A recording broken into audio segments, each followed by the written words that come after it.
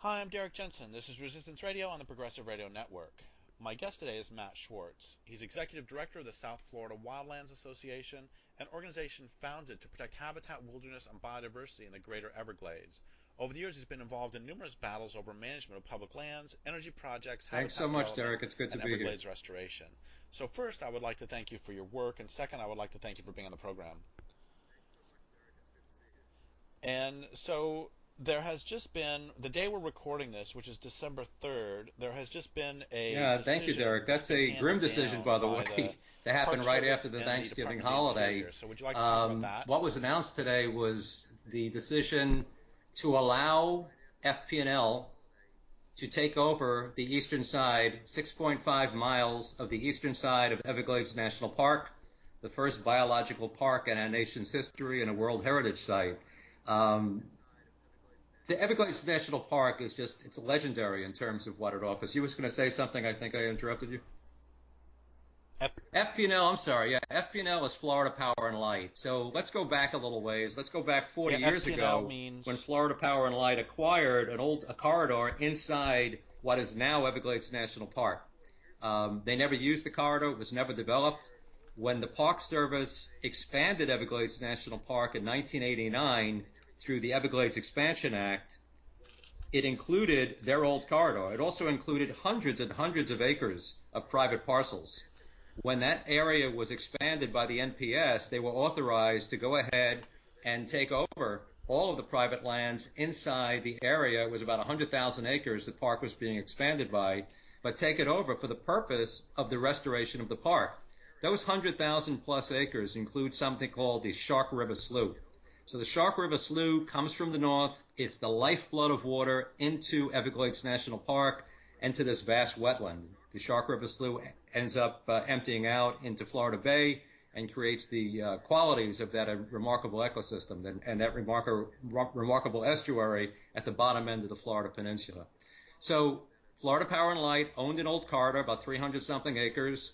NPS was authorized to go ahead and obtain through willing seller or eminent domain if necessary all the properties in there.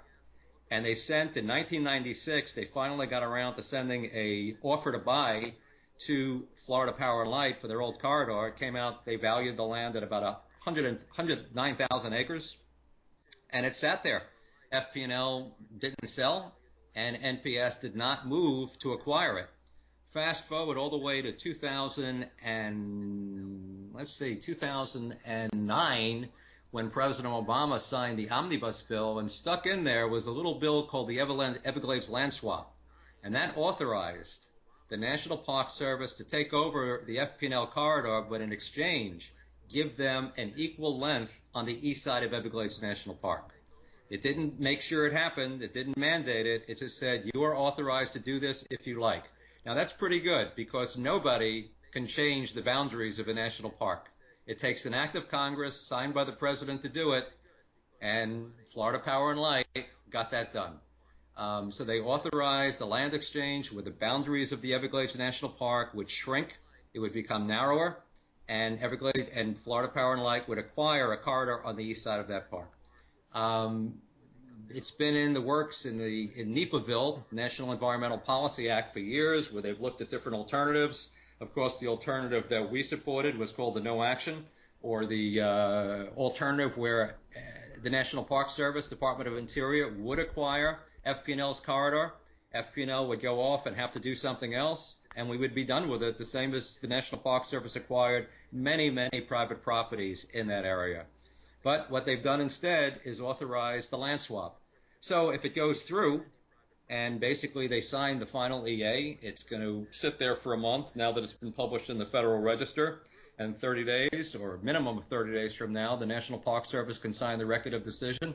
FP&L will acquire that eastern side of the park, and they can go ahead and build 3 massive power lines and create a new industrial landscape for this remarkable piece of land and water. We're opposed to it. We're looking at different options. I see no reason why FP&L should have been treated any differently than any private landholder in that part of the park.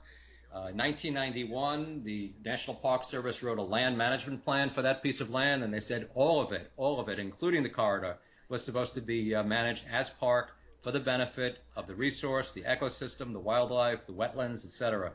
And this is contrary to every bit of the NPS mission statement, um, and bad for the Everglades, very bad for the Everglades, because the Shark River Slough is the kind of crown jewel of the Everglades. That's what it's all about, getting the water clean, getting all that water clean in big sugar country and cattle country and citrus country, so when the water does flow into Everglades National Park, it goes into the Shark River Slough, and it's clean water.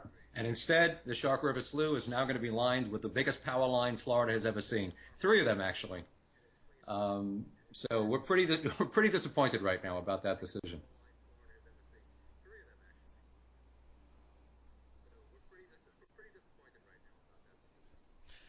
So, um, can you also put this in the context of Decades. the Everglades getting just hammered over the past decades, many decades, by, you mentioned Big Sugar, and talk about the water quality problems in general, and also the plan, or what is plan's too strong a word, the option to acquire, actually not just reduce the Yeah, Everglades as you is happening know, there, but the plan that's says such a to big acquire topic, land Derek. to About three actually weeks ago, I increase went the out with the Everglades. National Academy of Sciences. They actually have a committee that every so many years reviews the status of Everglades restoration, and I was invited by the Miccosukee tribe and the independent Miccosukee Seminole Nation to join them on a field trip. And I had a few minutes to talk to the National Academy of Sciences committee, and I explained to them that with all the restoration that's going on, which we'll talk about that in a second, the biggest problem for the Everglades is not getting the water right.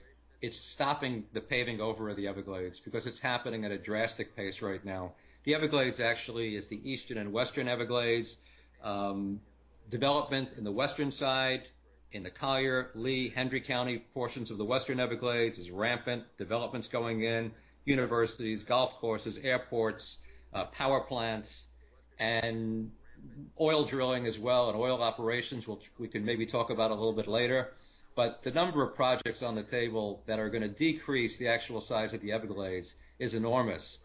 Coupled with that, yesterday I was in the town of Clewiston for a meeting on another piece of public land, and I decided to take the long, slow route back to the east coast of Florida through Big Sugar, through what they call the Everglades agricultural area. And if you can picture what I saw, and every time I go through that area, I see the same thing. It's just sugarcane as far as you can see, canals filled with algae, draining the water off of the land. It looks nothing like a wetland Everglades, like the wetland Everglades system. And that's the water that begins the Everglades just south of Lake Okeechobee. So we talk about the Everglades, it really begins in the Orlando area, Kissimmee chain of lakes, drains down to the Lake Okeechobee. Traditionally, Lake Okeechobee would overflow its banks in the wet season and flow down in that beautiful, wide, slow-moving river of grass to Florida Bay. Today, that area north of Lake Okeechobee is cattle country, 2 million acres of it.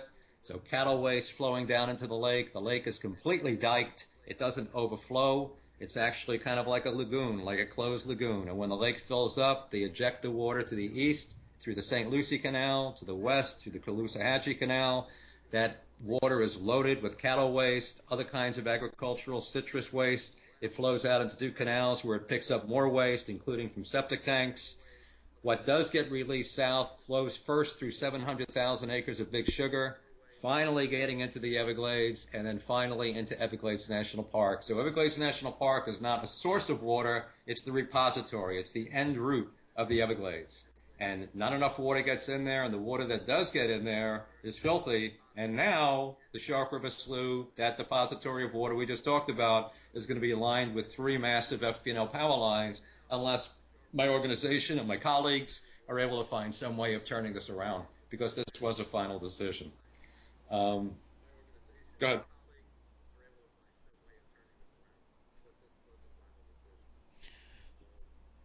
So let's talk a little bit more about the actual power lines, and so what will be installed there. Okay, so my Mm-hmm. understanding when there's a power line goes in is that they basically strip the landscape of all vegetation, and then after that they have to, or they don't have to, but they do continually apply herbicides to make sure that We're talking about trees a or big trees or industrial whatever vegetation operation. doesn't grow So up you're beneath the right. The power lines. project would Is this start primarily what we're talking about? vegetation removal, blading it all off. But of course, it would also involve the construction of massive concrete pads to hold the towers. There's three lines have been proposed. Two of those lines are, I think, 150 feet tall. The other one is a smaller one. The lines will be 90 feet tall. Those are going to require a lot of concrete to support these towers over a 6.5-mile length. You're going to have an access corridor built where vehicles could get in to service the towers as needed. And the impacts we're looking at, well, first of all, the initial removal of the vegetation, plus this tremendous eyesore. So everybody going into Everglades National Park, whether they're riding their bicycles on what's called the Shark River, the Shark Valley Tram, or they're on an airboat out there. A lot of the tourists come in off the out of Miami. They come to that area of Everglades National Park and run out on an airboat. When they look to the east, this is what's going to dominate the landscape. So the first thing that's going to happen is we're going to have a very significantly changed landscape. Instead of looking out over sawgrass and tree islands, they're going to be looking at power lines. What we do know in places like Everglades National Park that these kinds of roads and these kinds of corridors are vectors for invasive plants. So that's another thing we expect to happen, is that this corridor running along the side of the park is going to bring in numerous invasive plants, lagodium, Brazilian pepper, that are going to have to be eradicated on a regular basis. It's in the sheet flow of the Everglades. You're building these towers in the sheet flow of the Everglades, putting them up on concrete piles. You're creating a change in the hydrology. You've got birds in that area. You've got federally threatened wood storks, 3 colonies in the vicinity of these power lines. When birds hit power lines, they die from collision, from electrocution. So these are some of the impacts from bringing in this scale of industrial activity into, America's most famous wetland. I'm getting myself kind of worked up over it right now as I talk about it, but the truth is I'm pretty pissed off at the National Park Service. There was no obligation for them to do this. They made a decision, and they could have said, you know what, your land is no different than anybody else's, FPNL. This land was created to restore wetlands and to become a national park, and that's the way it's going to be managed, but they chose something else. So the new superintendent, Pedro Ramos, is the one who made this decision ultimately, I believe, possibly the regional director of the National Park Service, but we're going to take whatever steps we can to turn this around.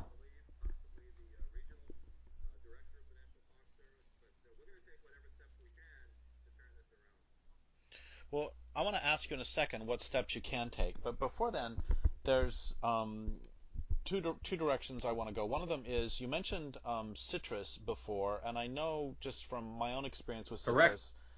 That citrus is a heavily Insects love them. Insects love citrus plants, and therefore they use a lot of pesticides, fungicides, herbicides, insecticides to keep the plants healthy.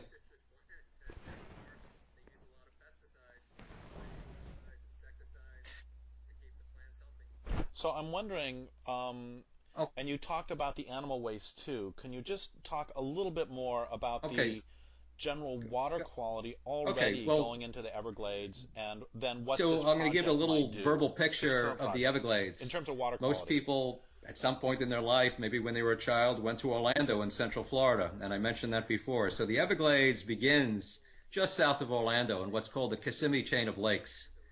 And that water, like I said, would normally rush down through the Kissimmee River, which was just a big, wide, soggy floodplain down into Lake Okeechobee. The lake would fill up. It would flow south from the lake another 100 miles into Florida Bay.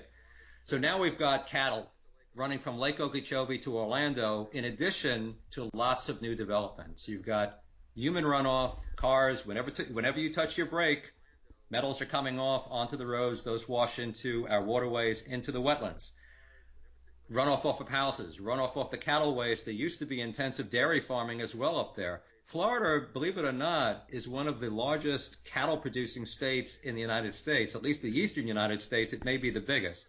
We don't have a meat processing industry here. What they do is they raise the cattle and they ship them off to other places where they're processed. So there's a huge cattle industry between Lake Okeechobee and Orlando.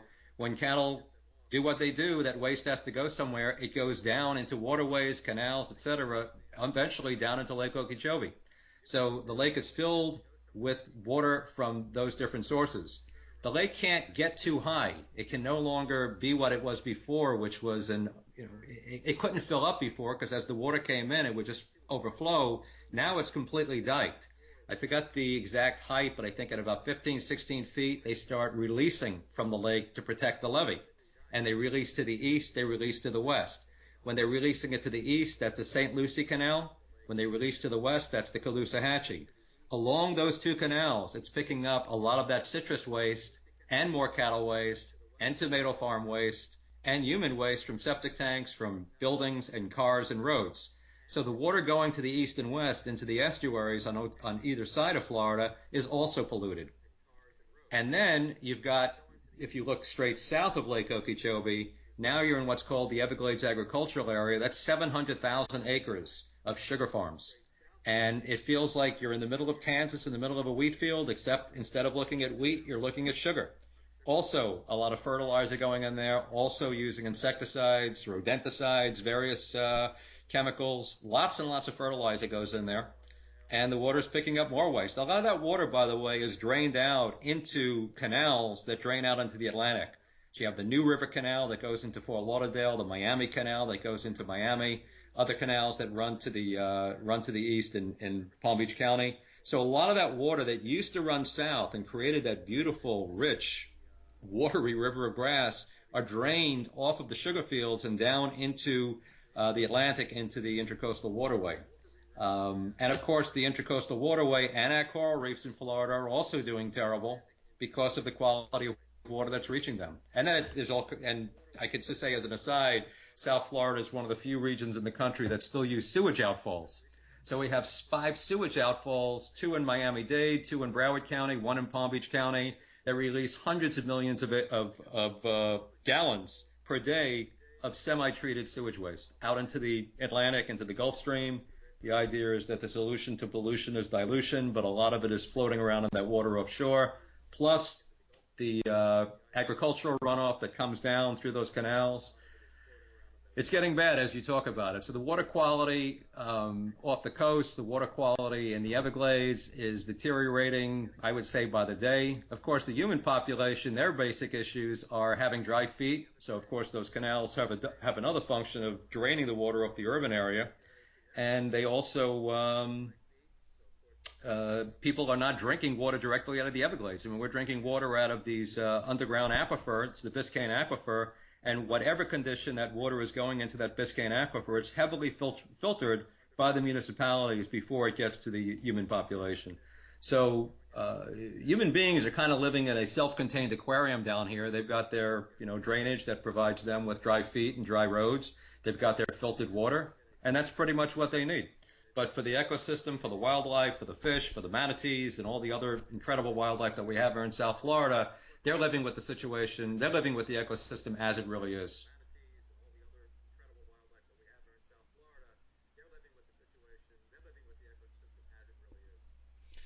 So thank you for that. And so what can you do, and what do you Well, want? the first thing is what we're doing right now, Derek, is we're talking about it on a radio program that is going out to hopefully a lot of people, and people become aware of it.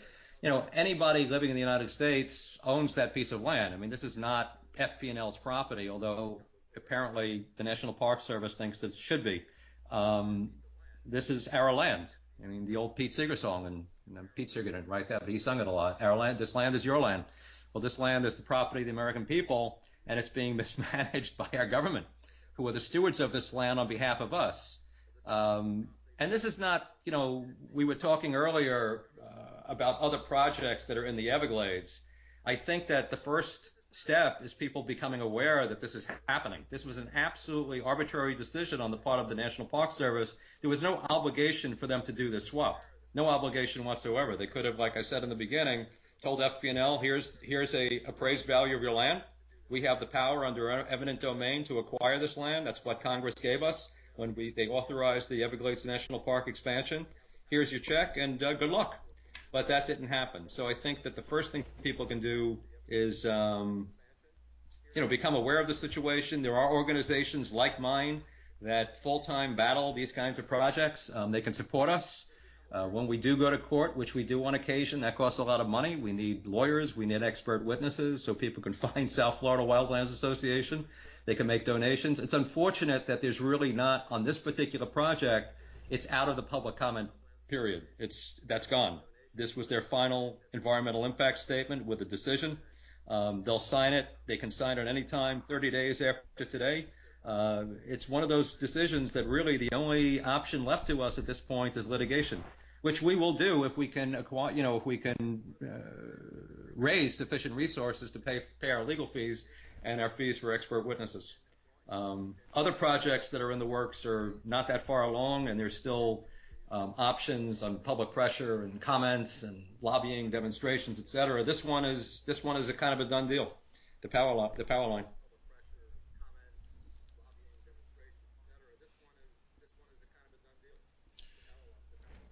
So, okay, so we've talked about the power line, and you Right. can either A, talk more about that if you'd like, or you mentioned some other threats, No, I specifically think that energy-related there's a lot of ones. interest in oil drilling So and would you fracking like right to talk now more and what's about this, going or on would in you rather Florida with start regard to talking about that. And I think another that we should threats? probably segue over to those because there's two on the table here in South Florida, another one up in the panhandle of Florida that people are probably unaware of Florida's oil industry, and we do have one. So maybe we can segue into that topic right now.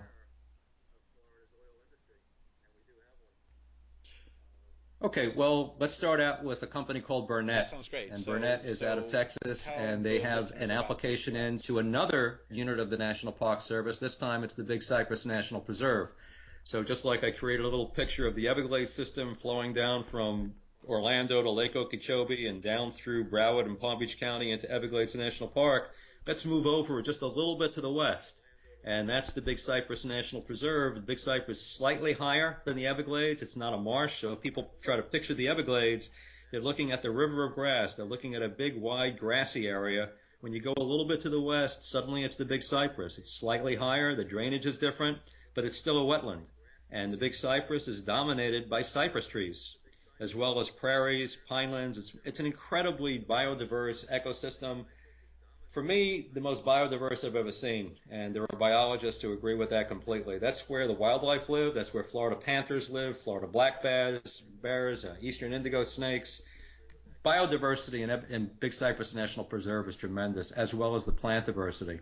There's a company in South Florida called Collier Resources. So Collier Resources is the final, let's talk about a man by the name of Baron Gift Collier, who came to Florida turn of the century, liked it. He had made a lot of money in the outdoor advertising, streetcar advertising in New York City. Rich man as a young man, and decided he liked South Florida, Southwest Florida, came here and started buying up land. Ended up buying over 1 million acres. As he developed those lands, as he sold them off, whether he sold them to private owners or government agencies like the National Park Service or the Fish and Wildlife Service, he always retained the mineral rights. And part of the enabling legislation for the Big Cypress is oil and gas are allowed. There are two other uses that are allowed in the Big Cypress that you wouldn't normally see in a national park, and that's off-road recreational vehicles and hunting. So that's often been a topic of contention down here, but right now we're just talking about the oil issue. So it's written in the enabling legislation of the Big Cypress National Preserve. The Colliers own 800,000 acres of mineral rights throughout South Florida. The preserve is about 720,000 acres. I don't know if they own all of it, but that's a big chunk of the Colliers' land holdings. So it's run right now by a company called Collier Resources. Obviously, it's not still run by Baron Gift Collier. He died many years ago. But the Everglades, the Southwest Florida especially, has produced about 120 million barrels of oil, 120 million barrels of oil since 1943. That's when the first well hit. It was drilled by Humble Oil Company. And during the 70s, it was producing a lot more. It was drilled in what's called the Sunnyland Trend. Lately, drilling hasn't been nearly that extensive. There's still two oil fields producing in the Big Cypress, one in Raccoon Point, one in the Bear Island area.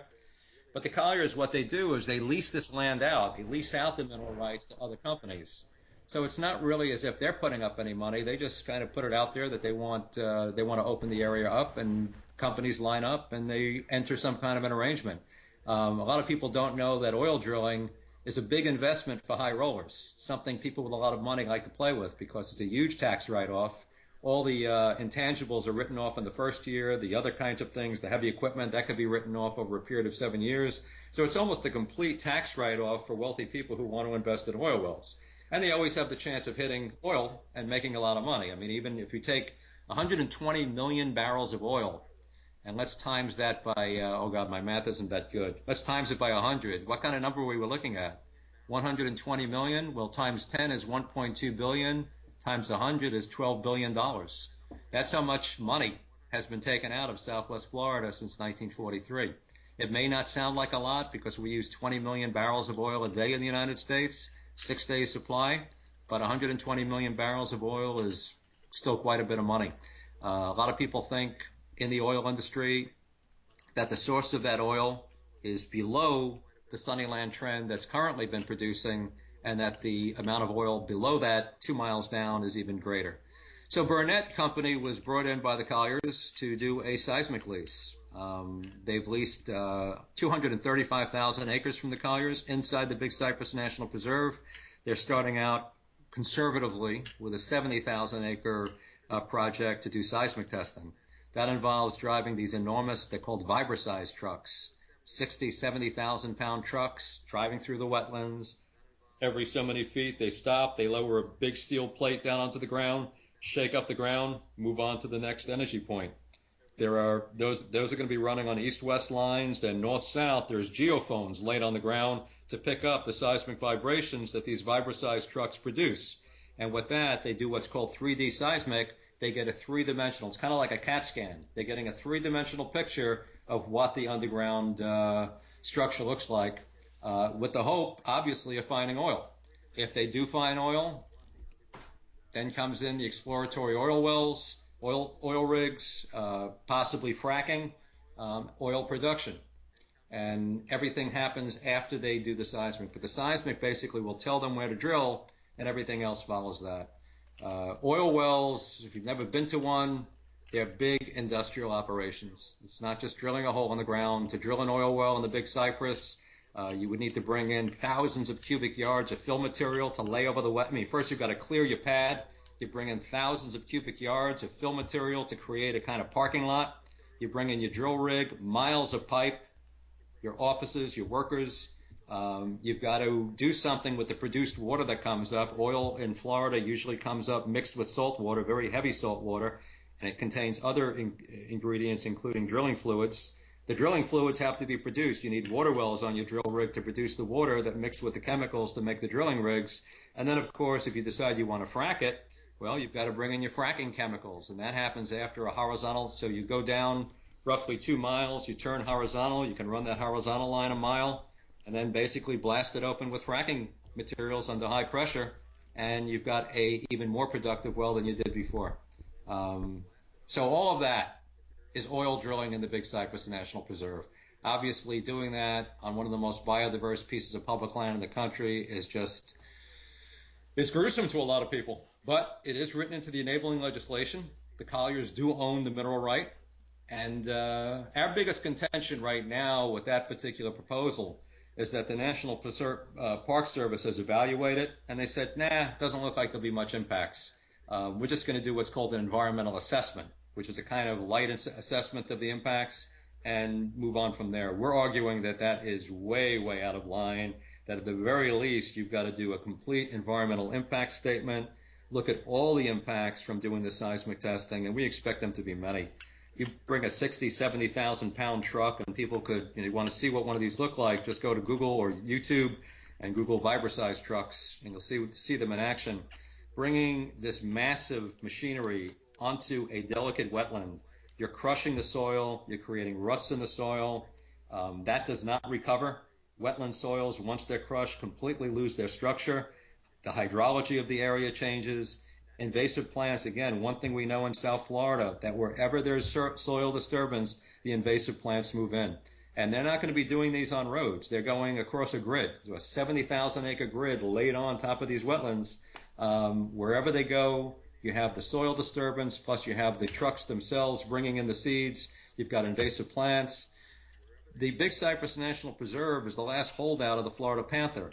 We know where some of the panthers are because they're collared. That's only a small percentage. We don't know where the rest of them are. There could be denning panthers in the area. So there could be impact to panthers, a female panther on a den.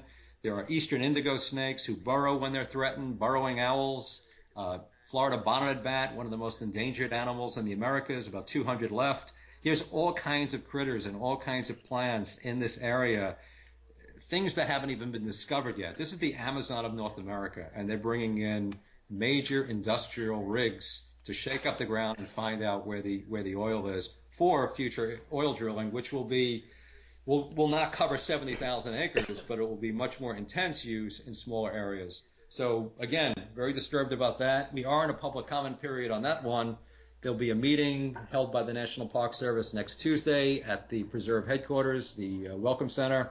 It will simply be an informational meeting where they'll talk about the proposal and people could give verbal comments there. But the Park Service is also running a comment period formally, and we'll providing on our Facebook page, South Florida Wildlands Association Facebook page, and emails more information about that as well. So that's the Burnett project in the Big Cypress.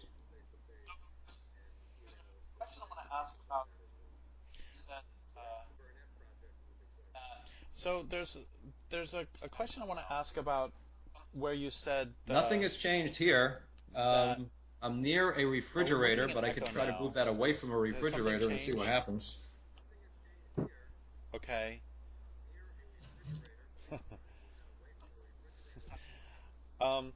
Okay, the echo's gone in any case. Mm-hmm. Okay, so I want to you mentioned one thing. I just want to emphasize it a little bit: the environmental assessment versus environmental impact statement.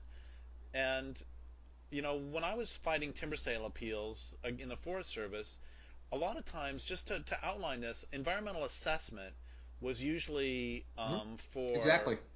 To take an extreme example, an environmental assessment might be to put in a pit toilet at a campground, or some completely trivial project. For the power line, they did an environmental impact statement. It just came out today. I haven't seen it yet. But for this Burnett proposal, so far, the National Park Service has stopped at an environmental assessment, which you're right is more suitable for a pit toilet than 70,000 acre seismic testing project. Their argument is that it's not a permanent impact, that the trucks are going through, they're in and out. But the fact is, when you drive, anybody who's been in the Big Cypress and has been there, they know that driving a vehicle through that area, and especially one that weighs as much as these fiber-sized trucks, are going to create major impacts across a 70,000 acre area. It's never been done in the Big Cypress, neither the scale of it nor the technique utilized. So our argument is this is a major, significant federal action. It requires a complete environmental impact statement. It would be a violation of the National Environmental Policy Act for them to go forward with the level of the analysis that they're doing.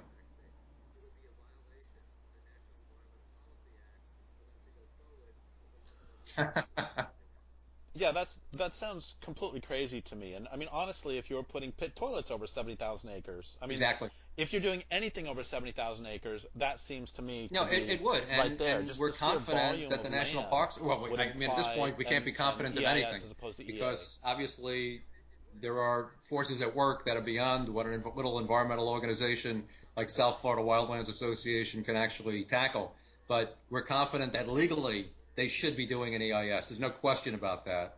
This is a significant and a major federal action. That's why NEPA was written, to look at the impacts. NEPA, the National Environmental Policy Act, doesn't require an outcome. It doesn't require that the agency doing NEPA actually chooses the environmentally preferred alternative. What it does require is that all of the impacts are examined thoroughly before the action takes place and are compared to other actions that could take place instead of this one. So, for example, there are techniques now where people can fly over an area using gravity and magnetism and actually get, without touching the land, an idea of what's down there. Now, the applicant can say, no, that's not good enough information, but they need to compare. They need to do that in the EIS, not just say this is what they have examined. The only alternative they examine, besides doing nothing, is comparing this to traditional seismic testing, where you drive through with a buggy, with a drill buggy, drill holes in the ground, put shots down there, blow them up, and listen to what the charges run into. And they are doing that in other parts of Southwest Florida right now, or trying to do that. Another company is trying to do that on 100,000 acres north of the preserve. So they've compared this Burnett application to that, but they didn't compare other alternatives that wouldn't be so invasive, that wouldn't involve driving over the wetlands.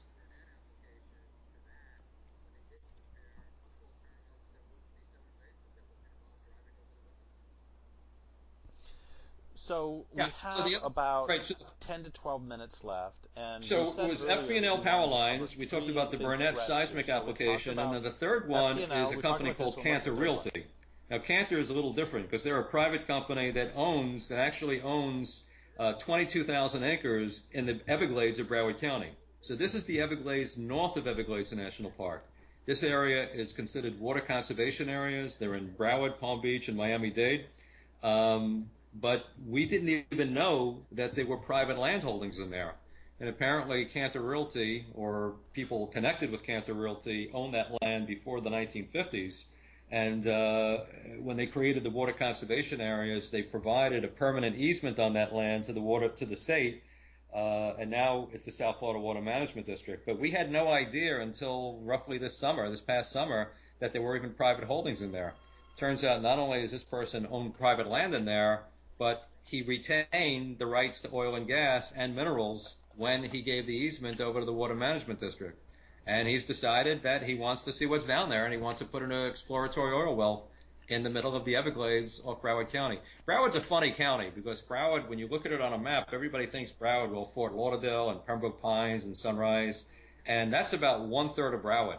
The other 2/3 of Broward are the Everglades. In fact, Broward County was supposed to be named Everglades County, but the Speaker of the House at the time decided to name it after Napoleon Bonaparte Broward, who was a governor of Florida who ran under the platform of let's drain the Everglades. So it was named after Napoleon Bonaparte Broward, and 2/3 of it is still Everglades. And this is the part that Cantor Realty has decided they want to find out what's down there in the way of oil. They claim they've done some seismic testing in the past, or seismic testing was done in the past there. They think that there's oil there. They want to see what it is. And they want to go into the Everglades, into a major recreational area where people fish, where they hike, where they bicycle. They bicycle on the levees, and put a oil well in there. And we're trying to stop it. We're definitely trying to stop that one as well. That one we've gotten about 22 resolutions from counties, or not counties, municipalities, all through Broward County opposing it. But they're resolutions. Right now, actually, people might be interested. There's a big fight going on about fracking in Florida. Now, I don't have the bill names, but I think one of them is HB 191 that's moving through the House and the Senate in Florida, which would preempt any local control over anything having to do with oil drilling, fracking, but also transportation, drilling, storage, anything. They want to preempt that and give that completely to the state of Florida, the Department of Environmental Protection. So even if a community, a municipality, or a county decided they did not want oil drilling going on in their vicinity, that wouldn't be allowed if this bill goes through. There's also a competing bill on the table that would ban fracking in Florida, similar to what happened in New York State, and we're supporting that one. We're hoping that does get a little bit of traction. So far, it's gone nowhere.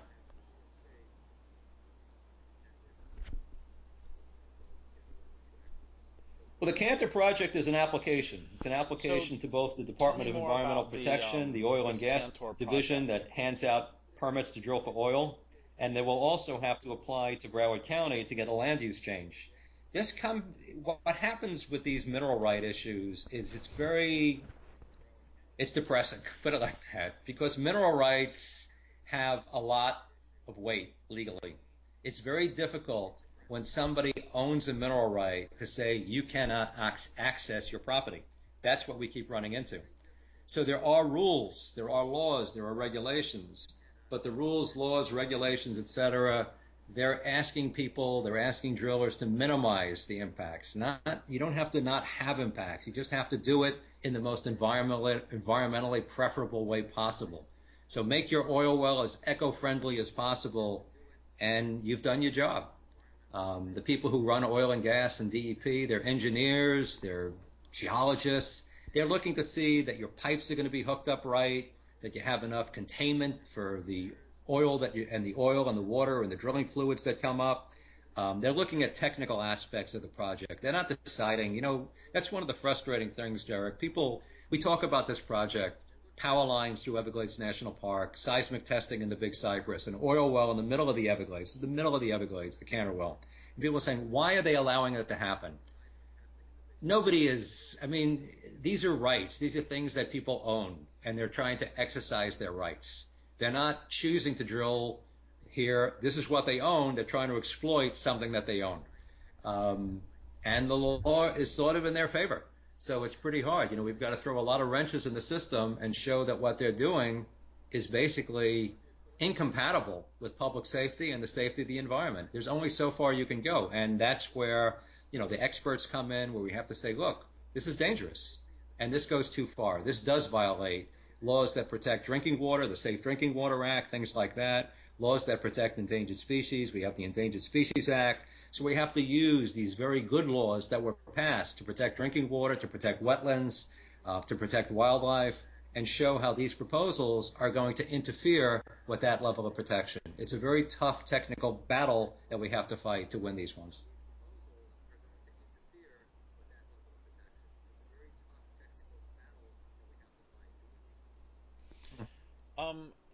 All of my work is really, you can either call it biocentric or ecocentric. It doesn't matter. It's all about the natural world. But I want to mention too, this is about mineral rights, that we've all heard stories not only about. It's just dreadful that the Big Cypress is the mineral rights are not held by the government. That's just crazy.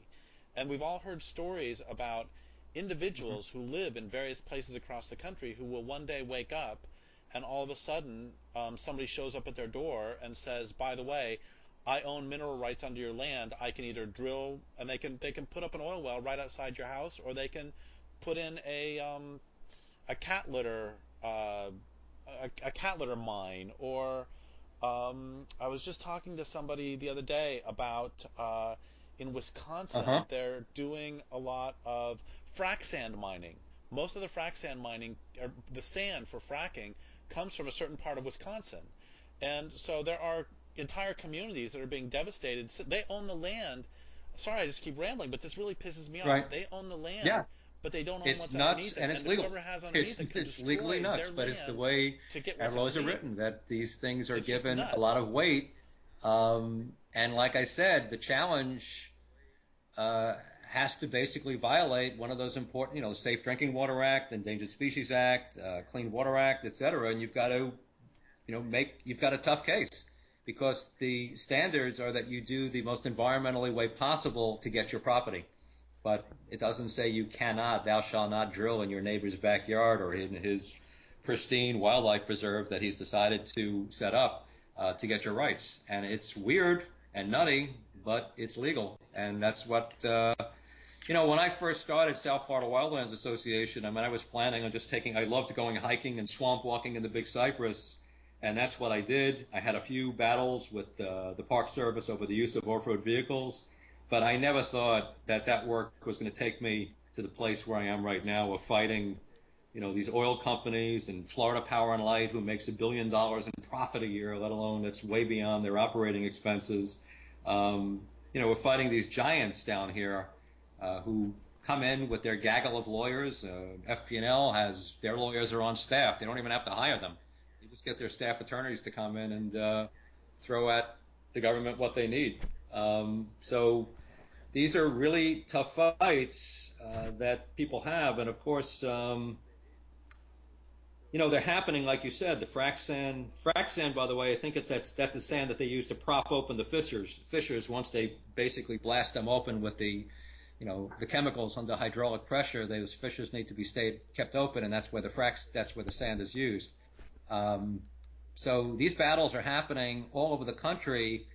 And they're happening in thousands of communities, and we're all kind of fighting our own little battle. So it would be nice if somehow we can get everybody on the same page to come together and fight together as well, because it's pretty tough. You've got each little battle. I mean, there's another seismic operation going on in the Panhandle right now. It hasn't, I don't think it started yet, but I was interviewed about that a few weeks ago by a newspaper in Tallahassee, right next to the Apalachicola National Forest. I forget exactly the size of that one now, but these things are happening everywhere. We're committed to fossil fuels, and as long as we are, and there's oil and gas in these places, people are going to be looking to cash in on it. It's just money. It's just money. There's no people who are confused. Why are they doing this? That's because somebody owns it and they want to make some money on it. That's why it's being done. And our laws are apparently not strong enough to prevent it. And we are degrading our ecosystems, our water supply, our wildlife habitat in the process in all kinds of ways. All kinds of ways.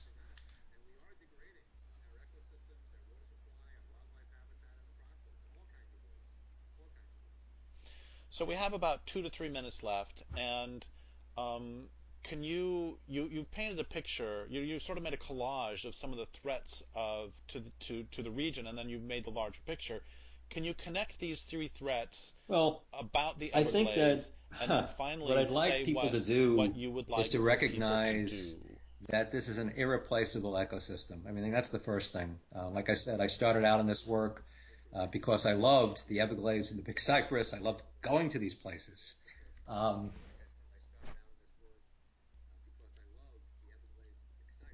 we're losing it. That's all. That's all I can say. We're losing it.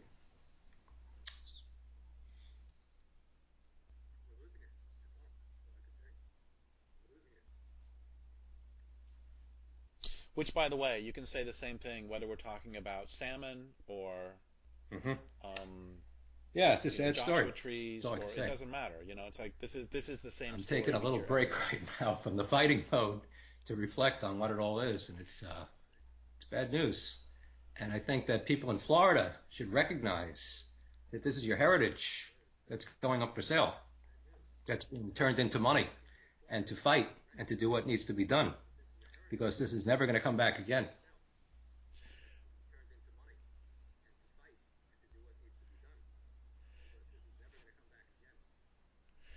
So we have probably a minute, and everything in my work is aimed at getting people off of their butts and doing something. So you've mentioned that you like to hike, and then you were fighting ORVs. Can you give within a minute or two your exam how you got activated as a lesson to other people who might be wanting to do something, but they don't? It's how do you start? How did you start? How did you go from Well, I think there was a wow, particular this is part of really the Big terrible Cypress called the to Big this is really Cypress National terrible, I'm Preserve going to do Addition something? Lands, What which was I it had that been pushed you hiking over in that for edge? years, ever since it became National Park Service property. And it was my favorite place. And at that time, I was not really an activist. I was actually selling art at the time in Fort Lauderdale, taking people on free weekends out there for hikes and just enjoying it. And it was the decision by the National Park Service to open that up to miles and miles of off-road vehicle trails that really got me activated. So in my case, it was a particular piece of land that I was strongly attached to, that I knew was going to be degraded strongly by a National Park Service decision. And I said, wait a minute, these people work for me. They're not, they work for me. And I have a right to say how I want this land managed and how it should be managed on behalf of myself, but also all of the American people and how they want it managed. Yeah, there are some people who ride off-road vehicles and who would like to be able to ride their motors, their motorized vehicles in the Big Cypress. And they have certain trails set aside for that. But to take an area as intact as that piece of land called the Addition Lands and turn it into what the National Park Service has in mind, I said, this is unconscionable. And fought it. And we're still in the middle of that fight. But I've had other fights. That one's still going on. I lost a lawsuit on that. I'm in the middle of an appeal right now. I'm hopeful. I can't summarize that appeal in 1 minute, but I'm hopeful that I'm going to win on that. I did stop an oil well from going in next to the Florida Panther National Wildlife Refuge last year. We stopped Corrections Corporation of America from building a 2,000-bed immigration prison next to the Everglades in Broward County. Marriott Hotel from building the Everglades Corporate Park. I've had a lot of victories. I've worked hard to do those victories. But I think what I've learned is that, hey, people do these things. People have to permit these things. You can stop it. And if people get off their butts and learn how the system works and do what they have to do, get engaged in the system, stop the projects at the permitting. You can't convince FP&L to, maybe you don't need so much money. Maybe you don't need new power lines. Maybe you really should be doing is putting solar panels up on people's houses so you don't need these power lines. But that is what it is. But nevertheless, our government agencies have to permit these projects, and those government workers work for you. And tell them, speak your mind, come to the meetings, send comments in, talk to your politicians, get them to lean on these people, do the things that activate, demonstrate. And there's a demonstration, come out to the demonstration. The people united, they work. It works. We've seen it work over and over again. Well, thank you so much. I would like to thank listeners for listening. My guest today has been Matt Schwartz. This is Derrick Jensen for Resistance Radio on the Progressive Radio Network.